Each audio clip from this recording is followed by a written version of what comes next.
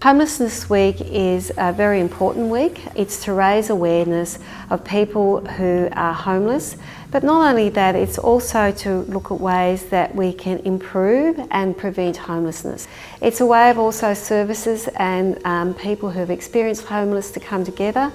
We know that homelessness in Tasmania is anyone who's homeless is one too many, but we know that from the last census there's over 1,600 people experiencing homelessness every night, and we suspect that number's a lot larger. Events will be right across Tasmania throughout Homelessness Week. Information is on the Shelter Tas website, www.sheltertas.org.au. And the theme this year is Housing Ends Homelessness. Now, we know that it's really important to make sure everyone is housed. The biggest cause of homelessness is housing. So house prices have increased significantly, and it's really started in a strong way since the 1980s. Also, housing affordability has dropped significantly since then. We have increase in house prices, a lack of increase in incomes. We have a massive increase in tourism in Tasmania, and the attractiveness of Airbnb type accommodation has reduced significantly the supply of affordable housing. So we have an affordable housing crisis. Well, for me it's been a long kind of slide into this situation because I've always been on a low income. I have chronic health issues. So I've always worked around that, but I haven't been able to maintain your 40-hour-a-week job. And then once I became a single mother 4 or so years ago, I have found that suddenly my income just did not stretch to, on unemployment benefits, did not stretch to cover the increases in rent, which just seemed to be going up and up and up and up. And 10 years ago, I was living in a flat in North Hobart that was 1 bedroom, $135 a week. That went up at that time. It was still kind of manageable. My next flat was, my next place was a bit more. And then the last place I was in was, $350 a week, and then went up to $370, and then went up to $380. And it was like, I was getting priced out of the places I was living. Often people have a misguided view around homelessness. They think it's, the classic image of someone on a park bench. But really, homelessness in Tasmania is much more varied than that. It is a really serious problem. It's not just 1 or 2 people. We know that right back in 2016, when the census count, which is the most reliable data around homelessness, there was over 1,600 Tasmanians experiencing homelessness on that night. For many people, homelessness is really temporary until they can recover and stabilise, probably get a safe house to live in, make sure their income's in place. For others, homelessness can be much longer term and difficult to break out. I rented an apartment in Newtown in Stoke Street, and I was there for 6 years. And everything was fine. Then all of a sudden, they decided that they wanted to do Airbnb. Now, they did give us a year. There was 4 of us. But after, so there was nothing I could do. So, and that was fine. I could cope with that. It was fine. And of course, Airbnb wasn't, I had hardly heard really about it because I wasn't so conscious of it. Then some friends said, we want to buy something and rent it out. And what you're interested, what do you want? So I told them, ground floor, as level as possible, close to a shop, close to a bus. Well, I couldn't have got anything more perfect than this. Then in January, they said, well, your lease is up in the beginning of March. And I said, yes. They said, well, we're actually not going to renew your lease. This is this apartment I'm in because we're going Airbnb. And I said, well, when did this come about? I said, you told me if I paid, I was paying $350 and I expected it to go up a little bit each year. They said, I said, you said if I paid that for 7 years, I would have paid your house off. So I'm thinking, well, you know, okay, that's fine. So then they turned around and said, but if you pay an extra $100 a week, you can stay here until you find something. And I said, $100 a week? I said, where do you expect me to do that? So how I worked it out is I had a funeral plan and it was for $12,000. So I've taken $2,000 out because I can't afford on a pension. I couldn't afford to pay an extra $100 a week. And it didn't seem to affect them. You know, I said, don't you feel guilty about this? I said, I wouldn't have moved in here if I'd have known it was not even for a year before I was being told that I had to move on. And of course, when they said, what have you thought? I said, well, I have no choice. I have to accept it until I find it. And it's stupid for me now to go and look for another apartment because the same thing could happen. So I have got my name down in Hill Street, you know, the Southern Cross Care, but I've still got to get in, you know, and that's the whole thing. I just don't want to spend the next 10 or 5 years or however long I've got worrying. Homelessness doesn't just cost individuals, it costs society as well. Studies have shown that if you put the money into homelessness services and prevention, for that $1 you spend, the government can save between $12 and $13 in health and justice services just alone. Oh well, I'm 78, so I'm not a spring chicken, but I like to try and keep fit and do things. And I am alone. My husband died 25 years ago, but I do have children. I really wanted to move to Hobart because I do everything here. I have a lot of social life here. So I did sell. Then I was sorry I'd sold, but I sold, and I came up and I just can't find anything that I can afford in Hobart or Sandy Bay that's even remotely reasonable. Well, I'm not destitute in that I'm actually living with my daughter, or staying with my daughter at the moment, but I also live at Coles Bay. They've got a shack up there, so I go up there, but it's a lot of driving, and because I do things almost every day of the week, or I'd like to, means staying with someone. So sometimes it's a daughter or a son. They have children and they're busy with them. And I want to be independent. And I thought it would be good to have a little place so that I could walk to Sandy Bay, walk to Hobart and do everything I do. And it's just proving really difficult to buy. And it's because of the housing boom, obviously.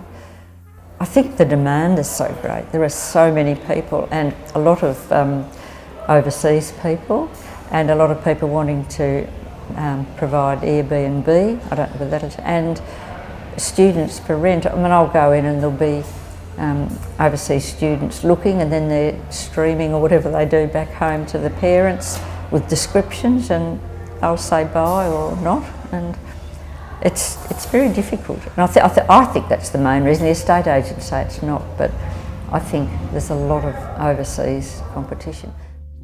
My car, I don't sleep in the car, but I've got lots of things in the car. But look, I could be heaps worse off. I could have nobody and I could have no place to go to.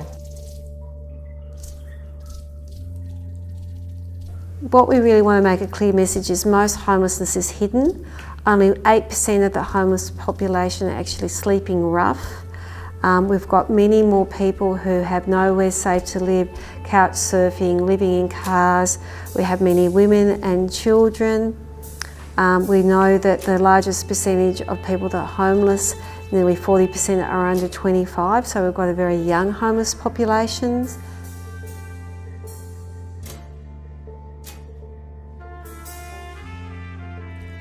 Well, you need stability.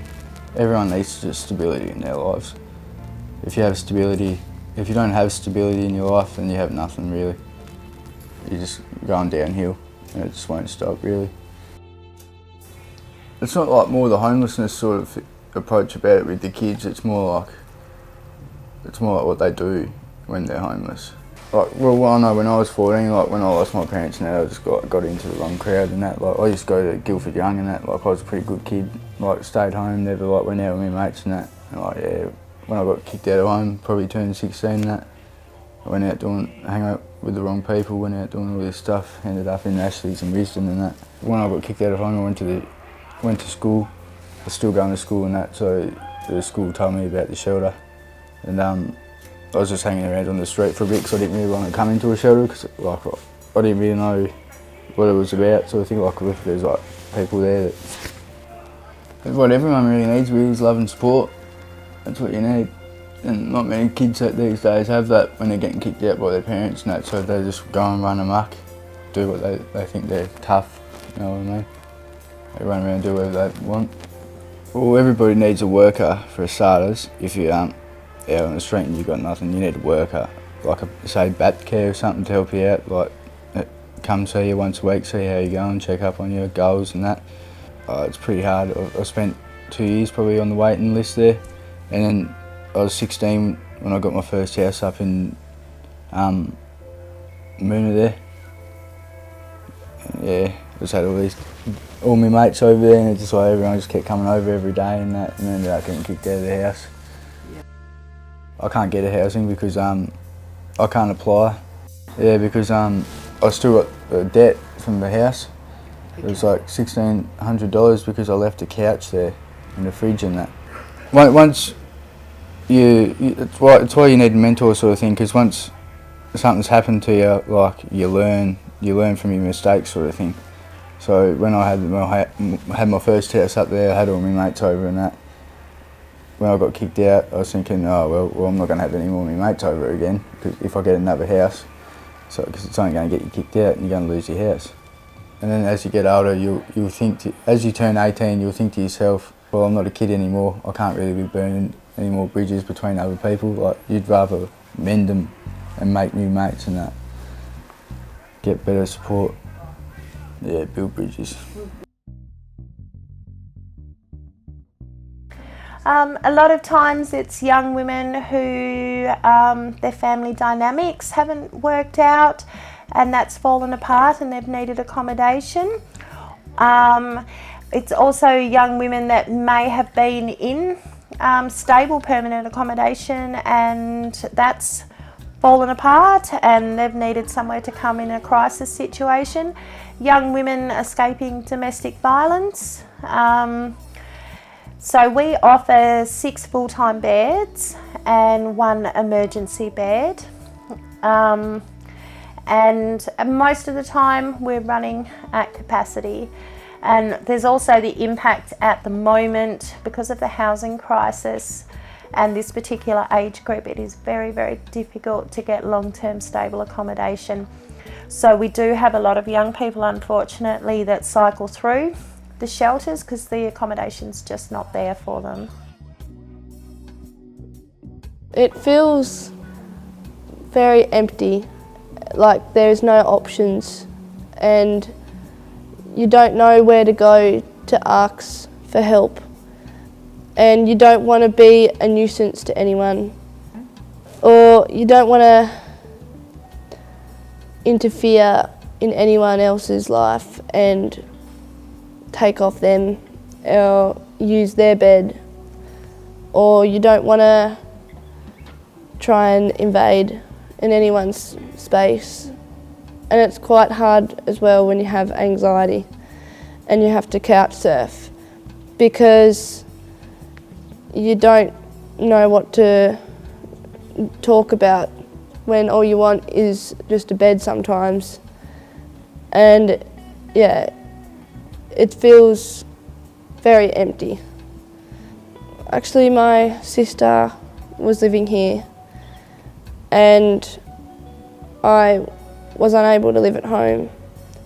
And she said to me one night, instead of sleeping at a park in a public toilet, why don't you come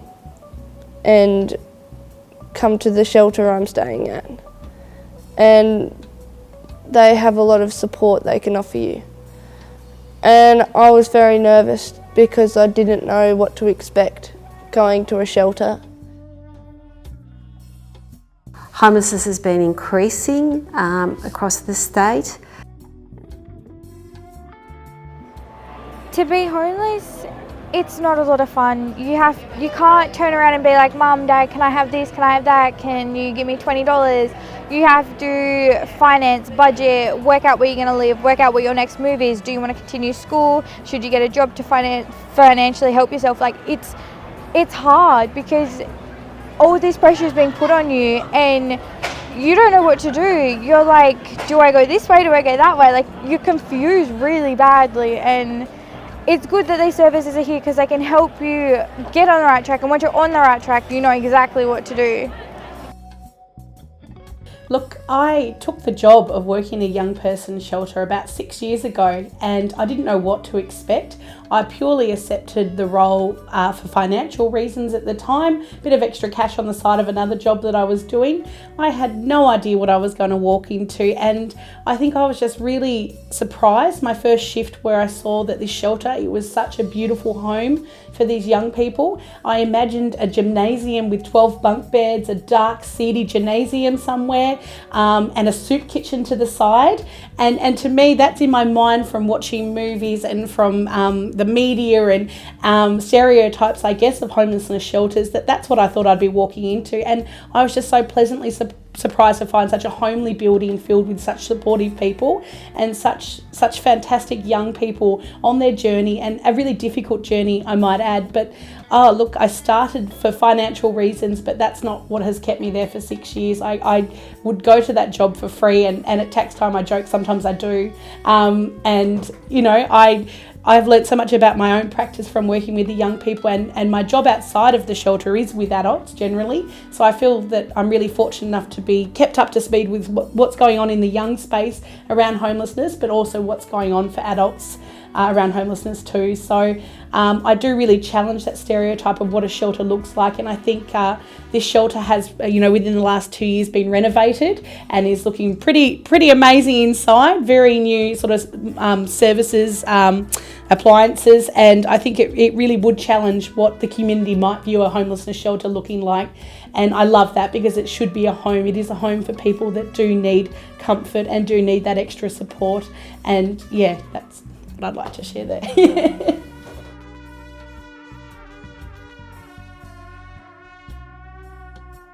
Oh, every night, every single night, I would lie in bed worrying about the future. Every night. I'd wake up at 4 a.m. in a cold sweat, just panicking and worrying, because it wasn't like I had somewhere else to go. So, if you don't have family you can stay with, if you don't have those support networks, the family home, which I don't have, you're out on your own really. And if you can't generate a lot more money to get something a bit out of your price range, but just something secure, you're really at the mercy of the benevolence of the social system, which wasn't really coming to the party.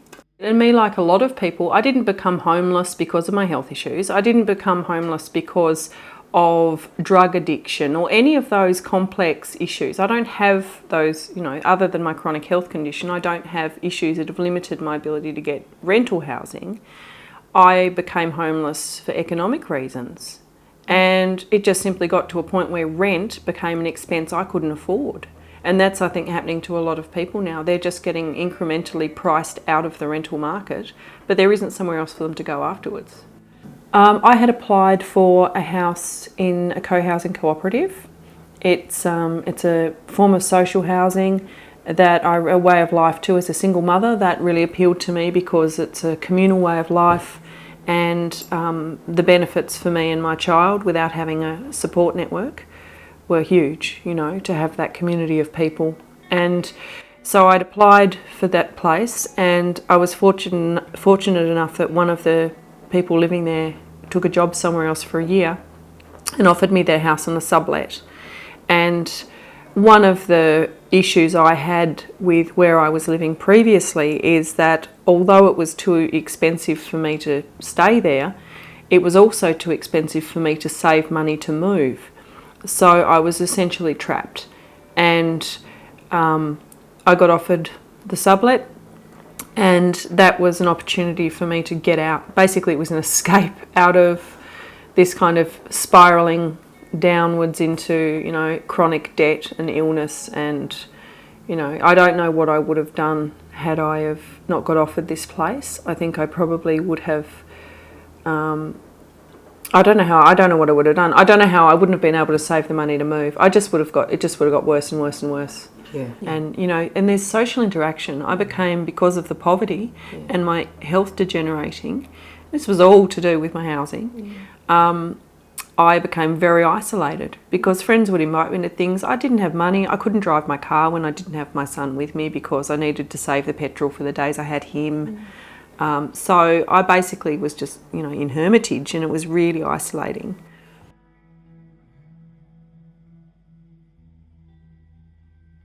Philanthropy is something I think that we can really pull on, because in many cases there's no difference between me sitting here in a suit and talking with you on a good income. There's no difference between me and that person there, except for opportunity, drive and belief in oneself. So I think there's possibly, for a lot of people in this situation, there could be not just financial philanthropy, but a lot more, all good programs to help one believe in oneself. I'm a teenager that lives in Tasmania and Hobart, or Hobart and Tassie. I live in a shelter. I've had trouble in the past with my parents, so that led to this. Well, I was originally at another shelter, and then I got exited from that one, so I come to this one. So they sort of took me here. Well, I think the main thing, if I wasn't here, I'd be trying to keep warm, find somewhere warm to sleep, or try and get food or something like that. Try and just keep myself warm, really.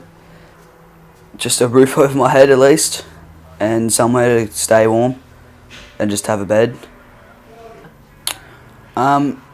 You know, it's like, it's not bad, but it's not the best, but it's pretty good. You find some new people that you meet, you find some people that you know, you find some new mates and stuff like that. You get along pretty well.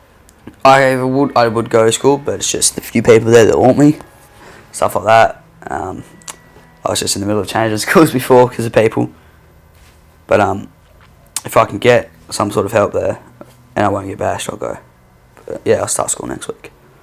The way I see it, if you've got a house and a warm bed and you're an ungrateful little person, well then you should really take things, like, don't take things for granted, because you don't know what you've got until it's gone. The way I see it, because I used to be like that as well. Until I found out that when I went into a shelter, like, I've had to live out in the streets for a few months and stuff like that, with only knocking off stuff to try and survive and stuff, and found out that life's nothing. Like, people out there that say, oh, they've got it hard, nothing compared to what it's hard. I don't know, it's just, you're ungrateful and you don't appreciate your stuff, well then you should come to a shelter for a month and stuff and see how you last and see how you go. So Pour Up's been operating for a couple of years now. We provide food and other basics, bowls, bedding, collars, leads, toys even, to people who are struggling with homelessness around Tasmania. We provide those things to service providers, so when their client presents to get help for themselves, there's another layer of assistance available to them. We also source or provide foster care for pets whose owners are in crisis. That could be because they're escaping a DV situation, or they have become homeless for whatever reason. And also we've had a few cases where clients who are pet owners have been hospitalised unexpectedly, so we try and help out there. And the third thing is that we do collaborate with Pets in the Park, and they provide free vet care for pets owned by people who are homeless. I started it because I met a gentleman with a dog out at Newtown a couple of years ago, and it was a particularly warm day, and he just looked like he was doing it tough. And I don't usually speak to strange men, but I just felt moved to ask him, could I help him? And he accepted that help. And so then it was like, all right, I'm aware that there are other organisations in Australia that do this sort of thing, but there was nothing here.